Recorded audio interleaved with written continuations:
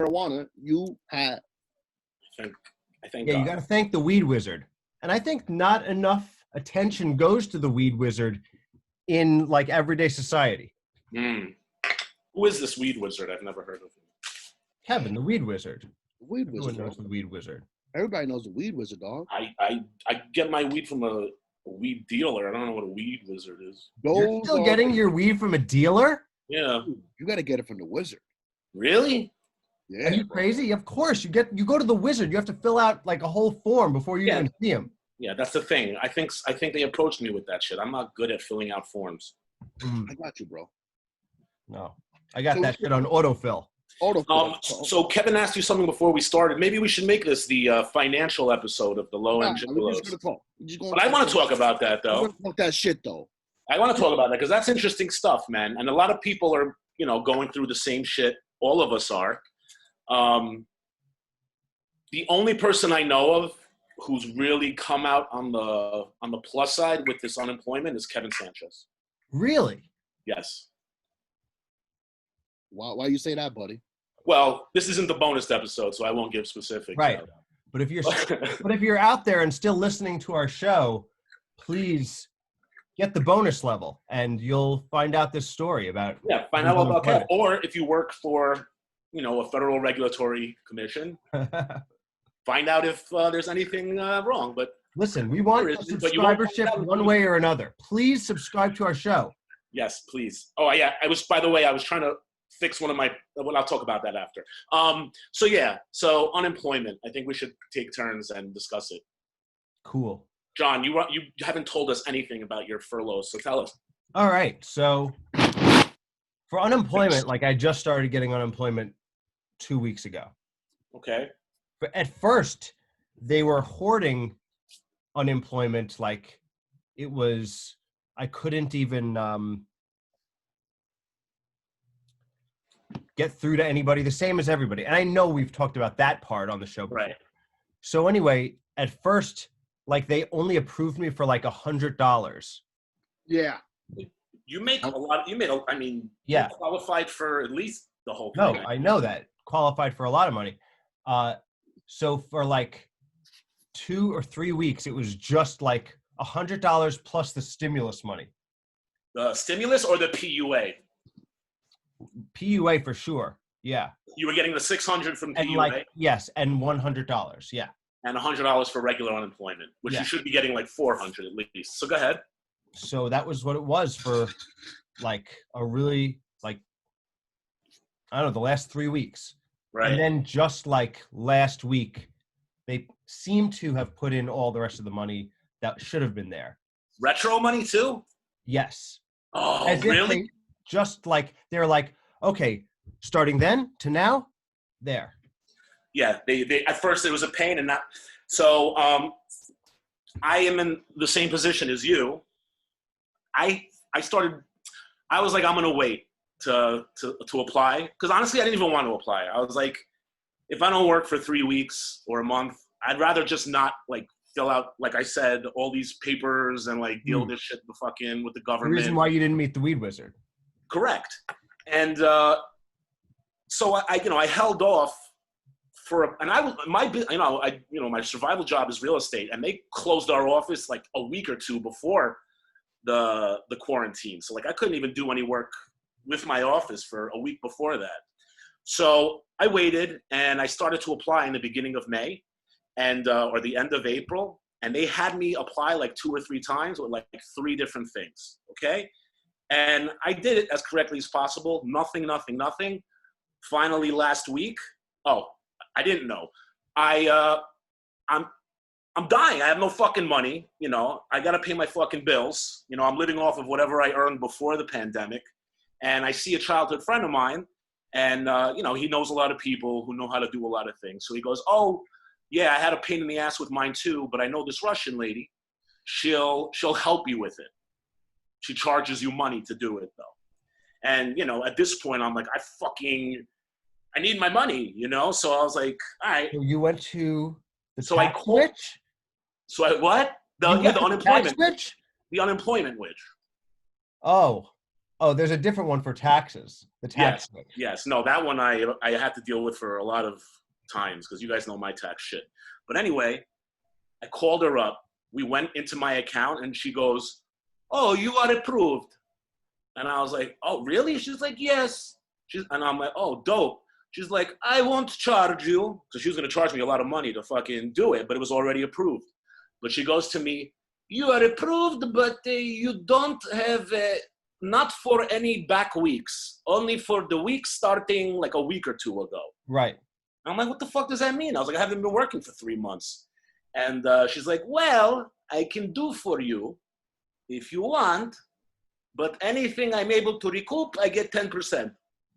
Holy shit. So she wants craziest shit I've ever heard She of. wants 10% of my back unemployment if she like figures out how to get them to pay it to me. I haven't decided to do that yet. I don't even know if it's legal. So I'm just like, let me just wait and see. Cause I've had like you said, for instance, your shit was fucked up and they gave it to you, right? Exactly. So, right. So I just gotta be patient. I saved you from paying the unemployment witch. Paying a lot of money. Unnecessary money to the unemployment witch. Yes. Exactly. Not only does she want 10%. So hold on a second. My question is, and I don't know, Kevin, I don't know why you missed this, is you're telling me that you went to a Russian woman's house so that she could log into a website and look at your stuff? Well, because you didn't know how to do that? No, I did do that. No, listen. And then she read you that, oh, by the way, this is how to log into your email. It's basically like email. Not true. It's basically like email. You put your email address in first. That's right, Josh. Fuck him and his hateful words. It's not true. I know how to log into it. I actually already had a... It keeps revealing itself to me over and over again, and yet I do not see it. I already had a New York .gov login because I had unemployment once. In 2008, I had one of the world's... That just still worked? Hold on. That still worked? The .gov from 08? Oh, yeah. Holy shit, man. That's a long time ago. Yeah. I might have had to have used it for something else. I forgot. But anyway, in 2008, yeah, me too. When the mortgage crisis happened and then Barack Obama got elected and everything went to shit in the economy, that was the job that I made the guy fire me because he was abusing me. You remember the furniture salesman guy who told him one day, "Fuck you, fire me." So they fired me. When I got on unemployment back in 2008, initially unemployment during like standard times or that time, I think you would get something like 26 weeks or 31 weeks or something like that. Bro, I make them fire me. They give me unemployment. And within a week, they signed some new stimulus to like bail people out. And they automatically added like another 20 weeks, and I was getting like $4-something unemployment every week. So it's, thousands of dollars. Then like another 2 months later, they extended it another 15 weeks, then another 20. I ended up getting unemployment during this time frame, I think for 81 weeks or something. Oh God, that is beautiful. Yeah. It was That's really a beautiful thing. It was really nice. So I hope that happens for you too, John. Oh my goodness, that would be so great. Well, but anyway, I made the login. I went in. I did everything. I guess maybe there's something else that she knows where to look at. But anyway. No, bro. She's just trying to get that money, bro. That's all she's trying to do. All you got to do is wait a little bit. Did you get paid yet? With what?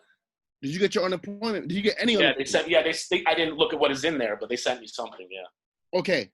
So wait like a week and a half, 2 weeks, and they're going to send you another letter saying some other shit about back pay, and they're going to redo the fucking thing, and you're going to get your 400 and the 600. Okay, so you think I'll definitely get it? They did the same thing to me. So then this lady is not really smart, because if she would have been like, "Oh, let me do something for you," and like type it up, and she'd be like, "Okay, I got you approved," she could have fucking gotten her $350 for me.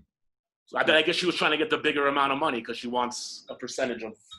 I mean, she also has your login, so she could just switch all your accounts to. Shit, I forgot about that. I'm supposed to switch it back. Yeah.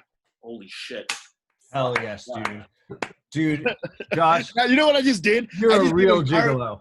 I just gave him paranoia for the next 2 hours. I totally forgot. I said to change my password. God bless. But you know what? If you only knew how to do that. I do know how to do it. The truth is, your only link between you and your money is this Russian woman. If you ever want to see your money again, you'll send me many monies. All right, I'll figure it out. I think I'll be all right. She's got nothing to steal from me except for all my unemployment money. Amazing. You see, man. Kevin gave himself a haircut. Look, he looks good. What do I know? Man. It looks good. Yeah, I mean, good work, Kevin. I don't feel the need to do that. My hair is growing out like insanely long. Well, I don't look good in a fro. Yeah. You know. No, you look like you're about to be in a boy band again. Like, yeah. I'm bro, a boy band. looking like a very like a Jonas brother right now, dude. Really, with this hair? Yeah. I feel like I look like a mad scientist.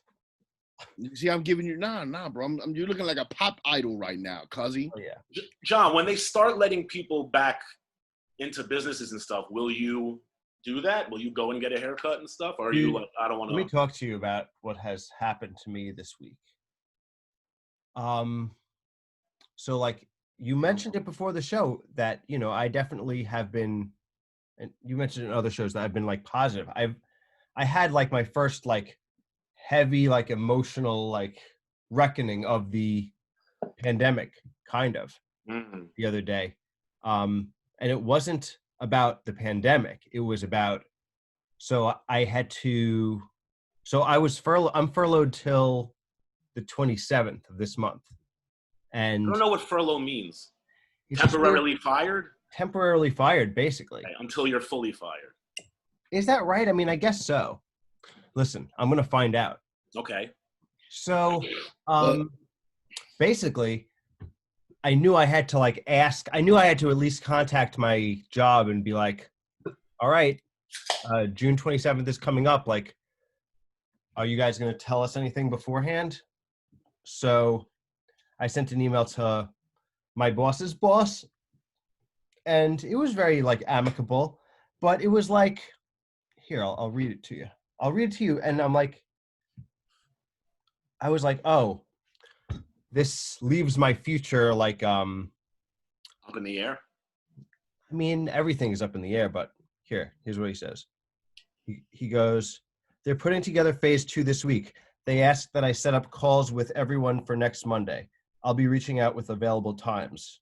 How have you been? That's what you wrote. No. That's what they wrote. They wrote.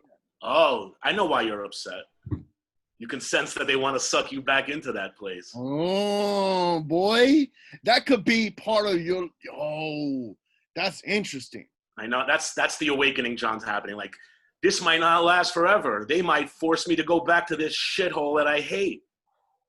Yeah, man. Or you could pull your dick out on that lady who was trying to rat you out all the time. That is my one final option. Well, you remember we said you will How put a does the giant story end? No, you remember we had the idea. You put a giant dildo on your I desk. become trans. Yeah. Yeah. You suck the dildo in front of that. Yeah, it's still on the table as an option. So am I right, John? Did I hit it on the head? Well, no, I mean, like, yeah, so exactly. Like, oh, but the other thing is they might not. Like, they're like, we're setting up calls with everyone. No. That might mean like, we don't firing. want to do this in public because everyone's situation is different. You know what I mean? Which is totally possible too. So in both cases, I'm like, wow. That wasn't directly to you. That was company-wide letter? No, that was directly to me. Okay. And who sent that to you? My boss's boss. Because you said they're setting up numbers because they don't want to do it in person. But if it's directly to you, that means they just want to do it with you over the phone. Right. Okay. So like, no, in both cases. How great would it be if they were like, we were listening to your podcast, and I mean, we heard what you said. That this is the time of your life, so collect unemployment for as long as you can, and then find a new job, Jonathan. So if that was the case, I'd be like, that's what he wants. That's what he wants. I know. Listen, we could also call up and make complaints about you.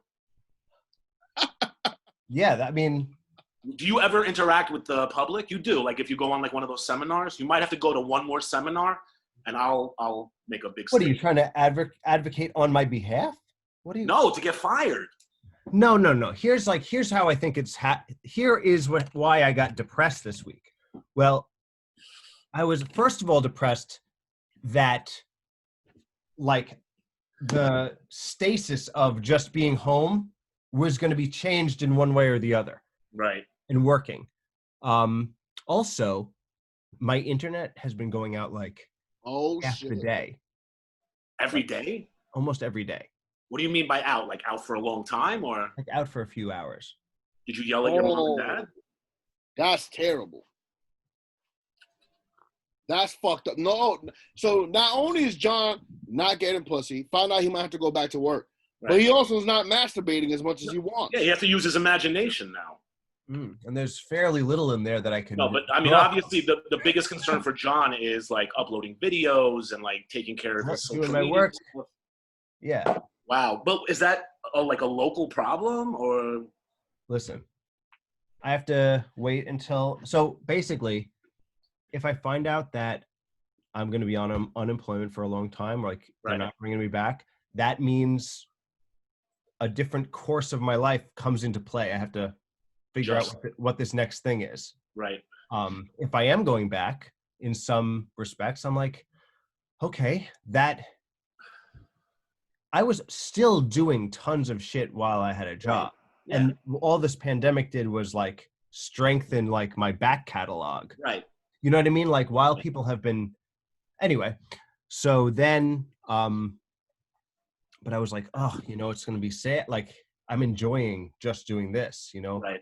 I'm like depressed about, oh my God, like we just go back. On the other hand, like I'm not depressed about money. Like that helps me solve everything. And, who knows if it's going to be as like rigorous as before, who knows? Don't be sad that it's gone. Be happy that it happened. But so that rocked my shit this whole week. And I've definitely felt like. But you're talking about a duality of like thoughts. Which one is more upsetting to you or more like, or is it just the entire thing? It doesn't matter if you go back or you don't, you just know that there's no permanence to your current setup. Yeah. I mean, I think that the change of the routine is upsetting. Like the idea that like I could come to the dojo every day and like work and do my most creative attack on the things.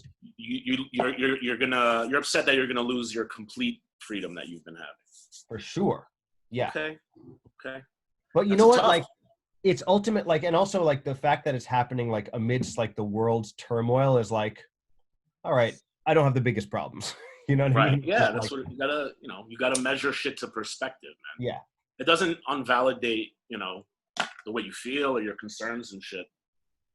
I completely get it. I was falling apart. Those months, I was like slowly coming on end. I had Alex here for the last couple of days, and I feel a million times better. My kid was away from me, and I'll tell you, and I believed it from the get that things will be better in the end of all this turmoil and things not being certain, because that's just usually the way things work out. Like you have your life, then everything gets turbulent and fucked up. And then usually it ends up being a better life than you had prior to. Yeah, I agree, man. That's because like the time feels confrontational, like confrontation. I never heard of it like that. Like the time feels confrontational. Oh my goodness! Like it does feel very confrontational. Because John feels the ticking coming down. Well, it's not just he has to go back to work. It's just like. We're talking about like Oh, you mean the state of the world? The state of the world is confrontational. Oh, yeah. Is that what you meant, John? Yeah, man. Like in every aspect, man against nature. Like with the pandemic, man against man. Like, just like it's crazy. It's the irony, at least for myself personally, is that I had one of the craziest fucking court and police and fucking craziness-ridden breakup with my ex, and I told you this guys before, because of the pandemic, her and I are nicer to each other and on a better level than we have ever been prior to. That's awesome, dude. So like it's contradictory to what the norm is currently going on, but I also, this thing forces you to stop. It forces you to be like, okay, what's really important in my life? right. Right? Is this anger really gonna be how I'm gonna be the rest of my fucking life? Does it really matter that I'm this fucking angry? Right. You know, Well, like, is it worth it to hold on to these grudges and spend the time in my head? Yeah. It's so fucking, you realize how stupid. You have all this time to think, you realize how stupid you've been. Frivolous. Holding on to any real grudge. If somebody didn't rape you, murder your family, murder someone in your family, or molest your kid, or you were molested by somebody, there's no reason to hold on to any grudges. There's really none. Or somebody really fucked you over with money. Like, and I mean really fucked you over. No, you're right, Kevin. I mean, that is so true. You know, however, at the same time, I don't know, I think, Josh, you definitely, like, get this too, that I feel like at our age, if you, like, parted ways from a person, like, 20 years ago, you're not bridging that gap. Like, it's, you know what I mean? Like, bridging that gap in terms of what? Reestablishing. it's like the people in your life are the people in your life. Like, some, like, paths strengthened, some paths fell away. Absolutely. I'm not saying go back to the fucking past. I'm saying, like, when Josh's situation, where he needs to deal with his child's mother. Yeah. And she needs to deal with him. There's no, like, unless Josh murdered somebody in her family, there's no reason to be angry with him. And vice versa to Josh. Josh should never just let that shit go. And not making eye contact with her was not working. Still one of the best bits that you told nobody about until the end. That was one of the best bits of all time. People who don't know what Josh is talking about, he once went 3 months without making. It was about 4 months or 5. 4 months without making eye contact. Yeah, and then she lost it. She lost, but Josh didn't even know that she was paying attention. I think subconsciously you were doing it to see if she was paying attention to you. I was doing it because she was so disregarding of, like, anything to do with me. You know, like, if it was my weekend to have Alex and she would just, like, take him somewhere else. You know, all the way up until all the fucked up shit she did to me, you know, with court and, you know, fighting for custody.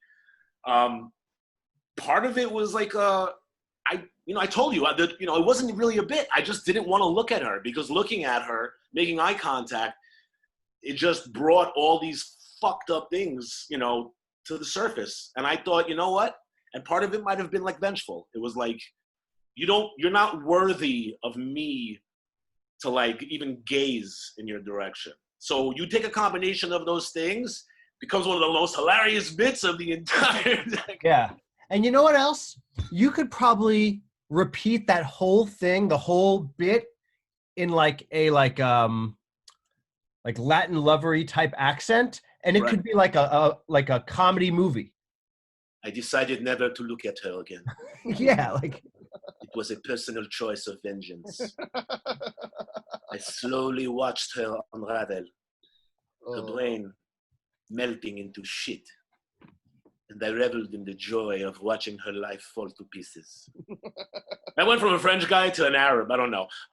Yeah. But the petty bullshit like that, I think the quarantine and the coronavirus definitely put stuff into perspective and how, like, stupid, you know, you were talking about, what did you call it? The confrontational time. And when I misunderstood it, when I was thinking about is how, what we learned from this is how frivolous we are with our time. Now, you, John, are one of the least frivolous people I know of their time. You know, you squeeze as much as you can out of your time. I am not. But, you know, wasting time and is, I think, actually better, if you're enjoying yourself at least, than spending time, like, doing shit that either you hate or spending, you know, thoughts on, like, things that make you upset. So I think, you know, quarantine, at least for me, and coronavirus, and hopefully a lot of people, help them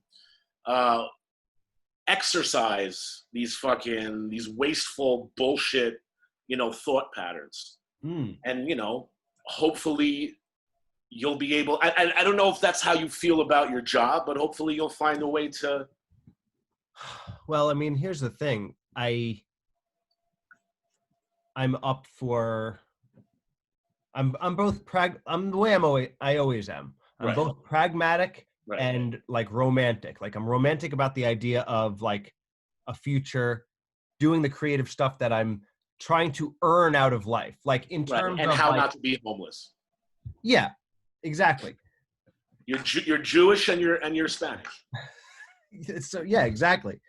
So anyways, How long until that until we're back to like what's considered normal, where like we become frivolous with our time again, and like we hold on to grudges? Like how long until the world, you know what, I remember why I liked hating this person? it depends on whether we have a real depression or not. That's the answer to that question. Is that a big concern of yours? Well, I mean, look, if you think that this martial law thing is normal and this craziness, imagine this it becomes like, I don't know, like the structures of everything we knew get torn apart like in a childish way, the way everything is being destroyed now. Like everything that we knew of, we used to excess and then couldn't use it anymore. Right. We were Frivolous. flying around the earth doing all this shit and stirring up, something we couldn't control. Frivolous. Right. So it's like, You know what? You just gave me a great idea for Eminem. what you got? He should name his next album Who? Martial Law. Eminem. Oh, He's got, Martial that's a law. good, I mean, listen, if he did that, he'd do wonders with it. Because he's Marshall Mathers, you know? You can give him Yeah. anything and he's one of the greatest of all time. Kevin. Yeah, well, he better make some good. He's gonna make some. That's the one thing I'm looking forward to is What art I'm comes out of it? expecting great music to come out in the next few months, man. Now, I wonder if a guy like Marshall can really encompass what's going on right now, because He's so separated from he's it. so separated anyway, and he basically lives his life in isolation. I think he 100% can. You think he can still I think, harness? I think, and I'll tell you why. Because his childhood was so abusive and fucked up and crazy. And as someone who grew up, maybe not as bad as his, but growing up around, craziness and unstable parents, those times are very vivid to you. So he's forever grounded into what people are living about, like reality. So when shit becomes unnormal, you can see His it. touchstones of life are all very like wrestling with like what's going on in a very like intense way. Right. So it's like that's what you bounce, because we all bounce out of like our happiest, like the whole way we are when we're having a good time comes out of like us interacting with the world during those fun times and like becoming the people we are, amplifying off of each, pinging back to those moments in our lives and continuing the chain throughout our life like a synapse. The happiest, because when you're happy, you're not just like when you're really happy. You're not just happy. You're clear-headed. Your vision is clear. You know exactly where you are, where you're heading, what you want, what you've received. That's what real happiness is, and that is the true state of being. That's the true state of the soul. Everything else are the conditions that life brings upon you: depression and sadness and strife and being afraid or being angry. But the real you is that happy, clear-visioned person. That's the real person in everybody. At best. I mean, at best. I mean, I think that like That's at best, I think. That is at best is who you are. That's who you are. You are your best. It's like I am such like a nature head, right? So it's like at best, but then like when you think of like when you see a swarm of fishes or a swarm of like a million birds at once, you're like, it's like you're telling me one bird in there is like that's the one who has like the special spark. Like in a population, there's like banged up birds. There's like all types of like. But what you're saying, look, at least from what I'm I'm receiving from what you're saying is that you're saying for you to be special, the other ones have to not be special. No, it's not that. It's not that. I'm just saying that like we're all just competing in the world. Like the world is like the world cuts down. Like everything that's born is cut down by the world. So, like the odds are what is it? Dealer's odds? What is it when like you're playing and the odds are against you? You're saying right? The odds are in the house's favor. So listen, you know that's the thing, John. And I don't want to bring it back to Judaism and God, but the thing is, we knew it was coming. You're not just your physical body and the necessity to excel in making money and having a family or being the best artist. That's not competition and competing is an aspect of your animal being, of the creature side of you. There's a side of you that already knows you're completely perfect as is.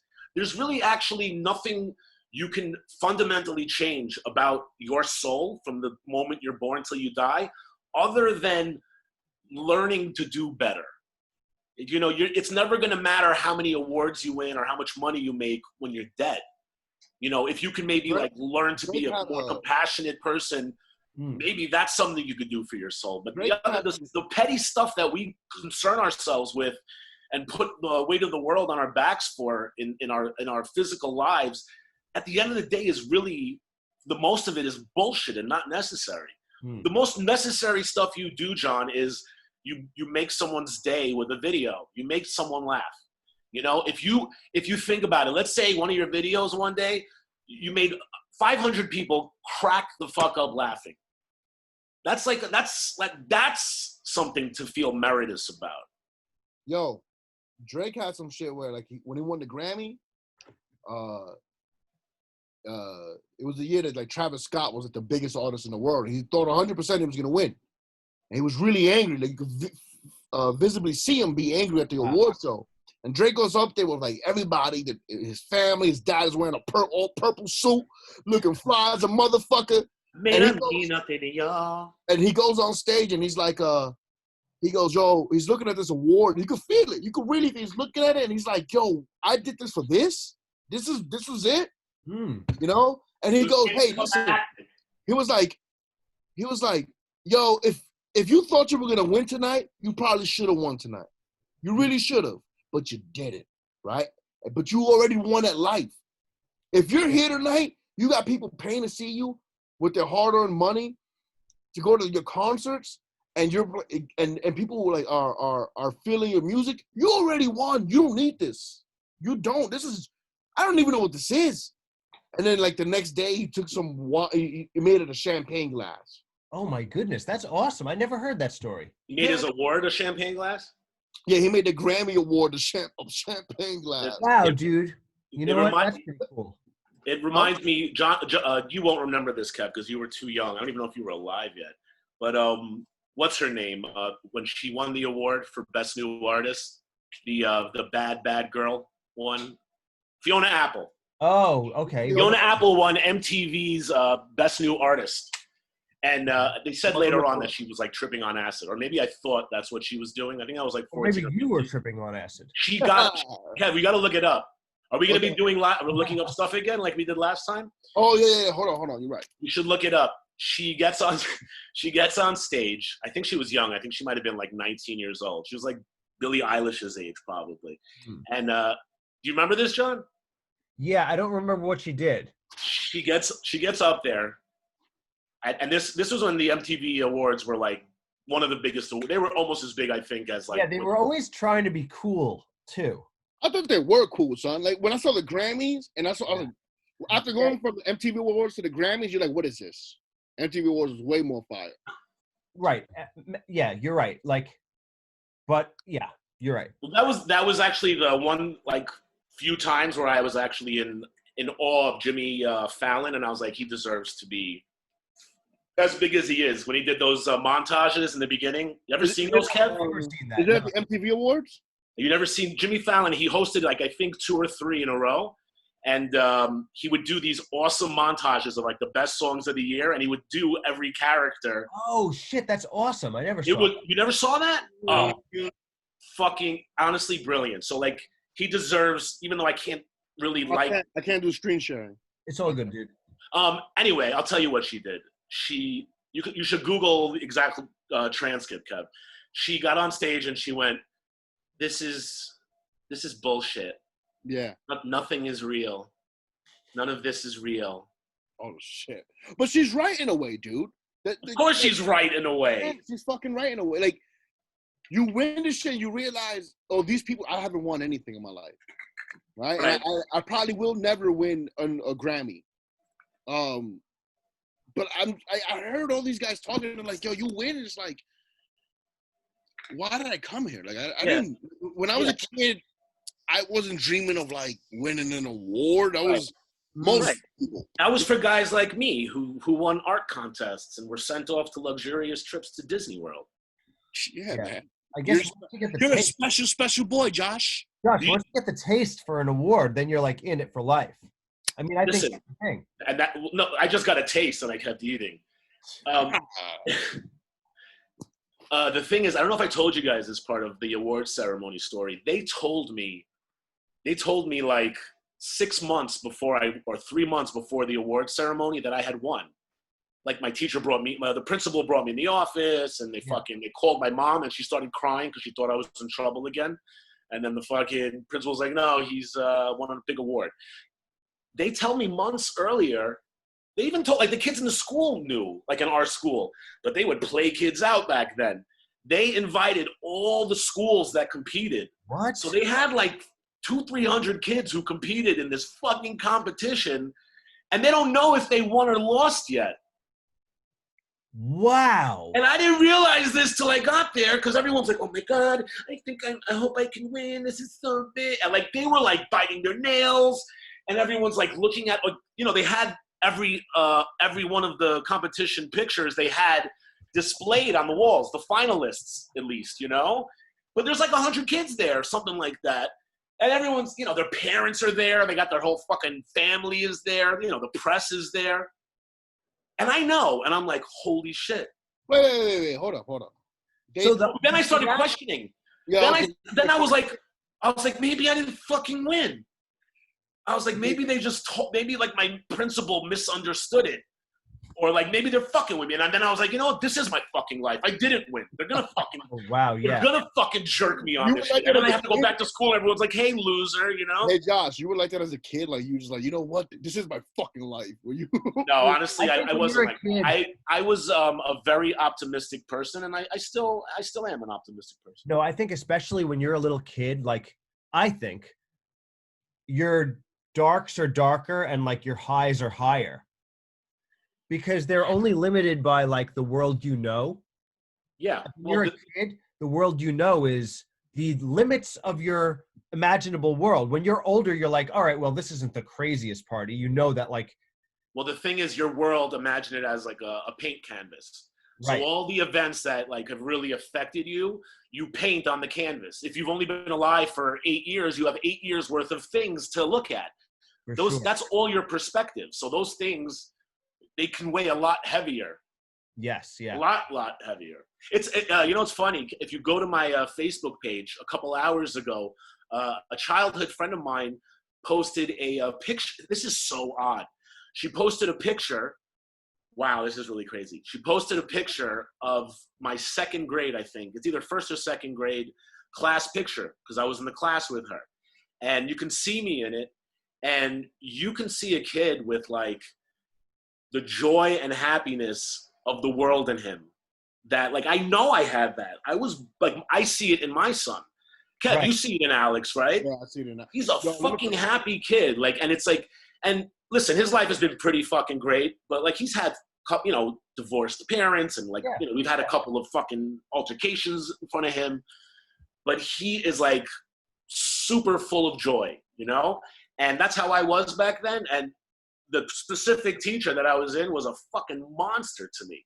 She put me in the corner of that class like almost every single day. And I you know who this teacher is? I told you this part of the story.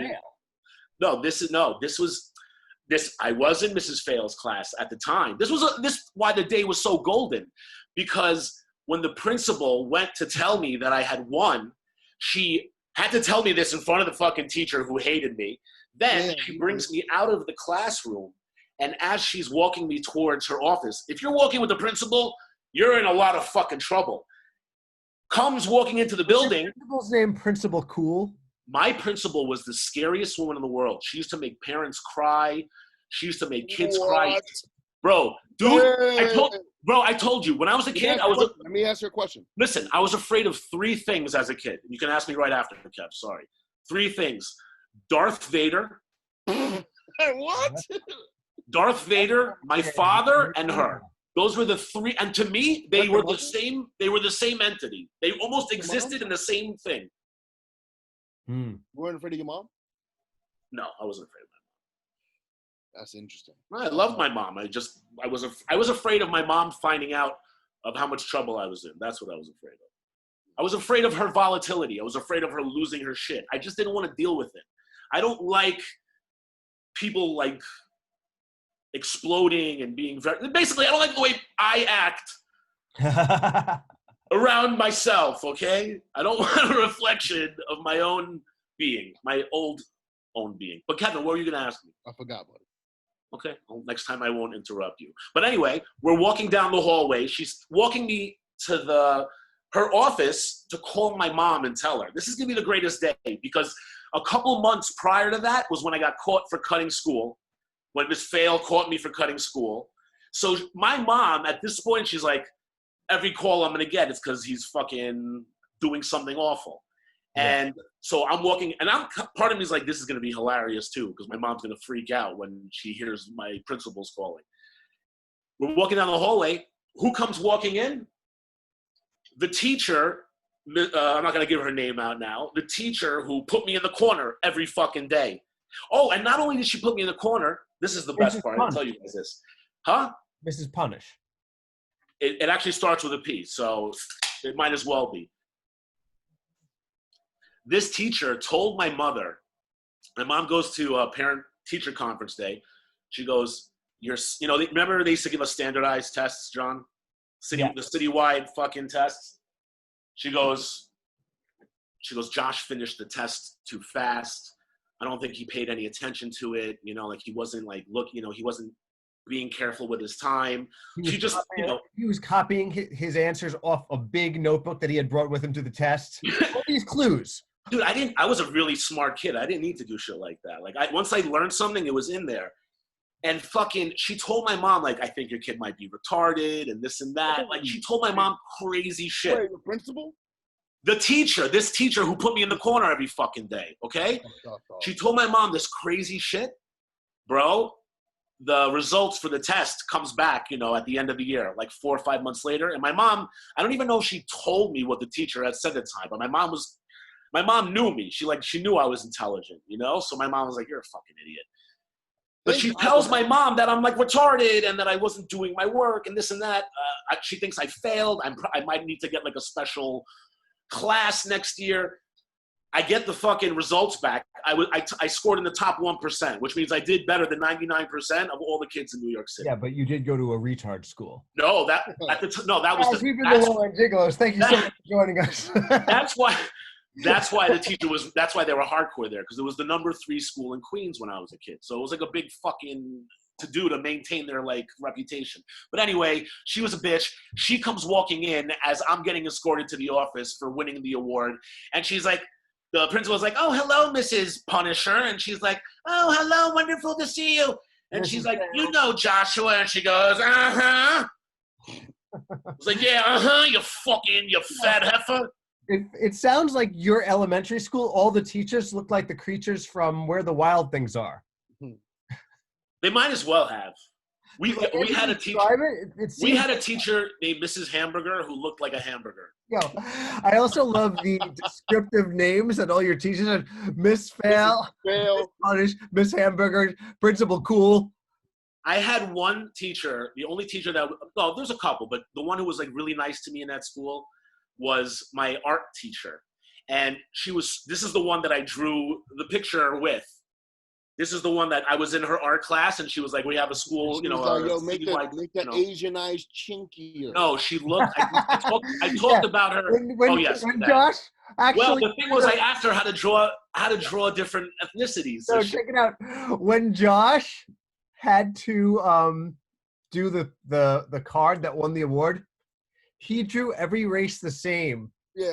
It was totally, and the art teacher pushed. He made sure to go to every stereotype. yeah, it was all her. Yeah. So And then- if you see it, it's not me, except for the guy wearing the yin yang shirt.